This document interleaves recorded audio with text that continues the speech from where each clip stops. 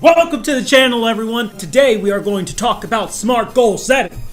Okay, be real. How often do you tell people that you're going to do something like lose weight or eat healthy? How often do you start on a goal only to have it slip through your fingers a few weeks later?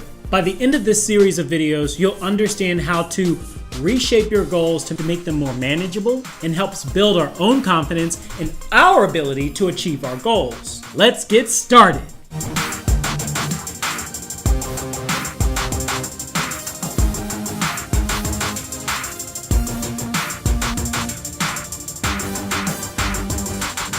So I want you to think about the last time you set a goal. Odds are it was probably around New Year's, right? Am I right? Am I right? New Year's, of course, we all do it. I mean, really think about it. Why do we all do it? Well, it's during the holidays, so there's a lot of free time that you can use to reflect on the past year, thinking about how you could have made it better. Most likely you're in a relaxed state because you're off work using vacation days. And on top of that, you're not in your normal routine every day. And then, one big one, you have the greatest support system ever known to human history. Everyone else. Everybody's helping you. I mean, think about it. That's one of the things that makes New Year's great, right? We're all asking each other about our New Year's resolutions. Even if you succumb to it from just social pressure alone, it forces you to think about it. And you might not do that just once. You might do that for the entire holiday, over and over again, to any and everyone. However, for a lot of us, it builds a false sense of optimism. When we get into that mindset, we get all crazy and we start thinking about these unrealistic goals. And they could be unrealistic for a variety of reasons. But we have these in our mind, and then inevitably, life comes back. We go to work, run errands, children, clean a house, buy groceries. Regardless of what it is, all of that is going to start flooding its way back into your life.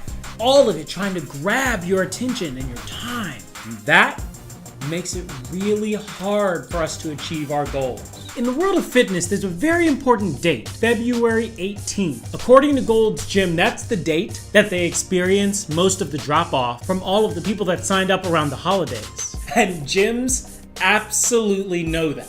That's why they can sell more memberships than they can actually accommodate. Because they know you're not coming back. It's almost like they're betting against you. I mean, if I'm being honest with myself, there's a gym membership that might be going unused right now. I mean, not saying that I look bad or anything. I mean, I get by. But still, when it comes to you trying to work your goals into your life and you lose that false sense of optimism, it's tough.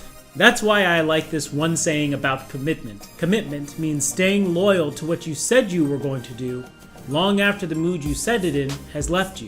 Something to think about next time you make resolutions. But it's the famous one from Henry Ford that I use in my training classes a lot. It goes, whether you think you can or you think you can't, you're right. Because it all starts up here. If you don't believe that you're able to get this thing done, you are not going to do it. So, we have to get ourselves set up for success before we decide to commit to this. Before we get into this, we have to map this out. We have to do our research. We have to ask questions. We have to fully understand what we're actually getting into in the first place. So that way, when the obstacles come, we know that they're coming and we have a game plan. Because you need to have a realistic game plan when life starts to creep back in. I had the pleasure of taking a class from an amazing woman, and she taught me one day this semi-well-known saying. They are the 6 P's. Proper, prior, preparation, prevents, poor, performance. Some of you might be familiar with the 7P version of this. Basically, in that class, she took time to break it down. And if you're starting to think,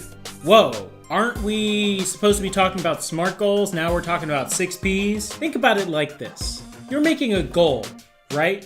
For something that you haven't done before. And you kind of think might be potentially too hard for you to do. So if you question whether or not you can even achieve this goal, it's gotta be something big, and it's gotta be something important to you, and benefits you in a meaningful way. Why wouldn't you want to do it properly? So the lesson here, treat your preparation for this undertaking with the same respect. Put in the same level of effort with your prep. Now we come to the second word in that statement, prior. Sometimes people, when they set their goal, they just want to wake up the next day and achieve it. And again, think about it. If your goal is to run a marathon and you haven't run a mile since high school, you're not going to wake up the next day and run a marathon, I'm sorry to say. But we'll talk about that part later. And then we come to the third word, which is, of course, preparation. Preparation with goal setting is tremendously important. How do you know if you're even getting there if you don't have a map? Finally, I'll group the last three. Prevents poor performance. Successful people map out their goals. They have a clear path to what they want. And you know what? They succeed because they have put in the work, just like you have started to do right now. So preparation. Figure out a game plan, because in doing that, it will reduce your odds of failure. So I think that's good on goal setting in general. Next, we're going to talk about another obstacle that we have in achieving our goals, discuss the first step of S.M.A.R.T, and together we will do an exercise using two very common goals. One for your work life, one for your personal life. Because your personal life is important too. That has to be factored in as well. So get a pen and paper, or pull out an iPad. You'll definitely want to take notes.